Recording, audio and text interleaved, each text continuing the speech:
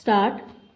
सभापति महोदय, दूसरा जो सबसे अधिक विवाद खड़ा हुआ है वह पब्लिक स्कूलों के सिद्धांत को लेकर हुआ है।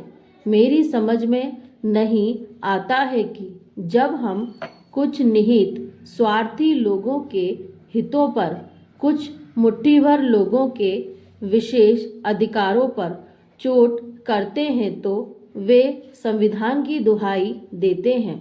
संविधान की दुहाई देकर कहते हैं कि हमारे अधिकारों को आप छू नहीं सकते।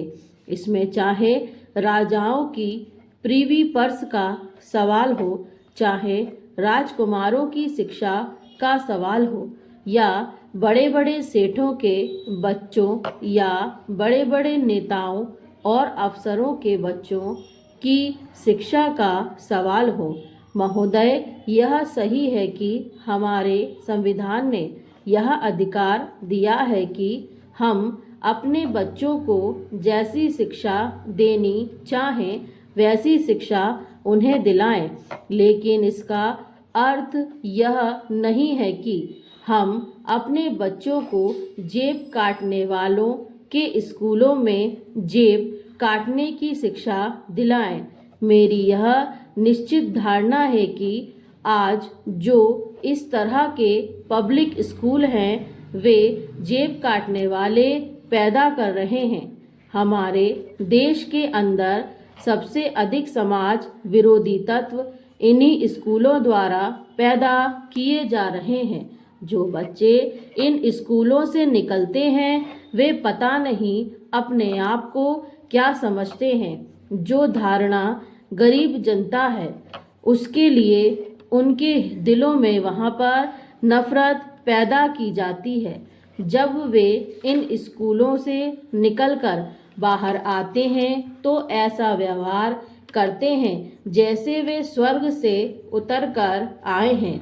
इन पब्लिक स्कूलों से हमारे देश की संस्कृति, हमारे देश के महान इतिहास, हमारे देश की शिक्षा से बच्चों के दिलों में नफरत पैदा की जाती है। इस प्रकार की शिक्षा जो हमारे इन पब्लिक स्कूलों में दी जाती है वह राष्ट्र विरोधी है, समाज विरोधी है और वह देश के लक्ष्यों, हमारे राष्ट्र के उद्देश्यों को प्राप्त करने में सहयोग प्रदान नहीं करती बल्कि उनमें बाधा डालती है।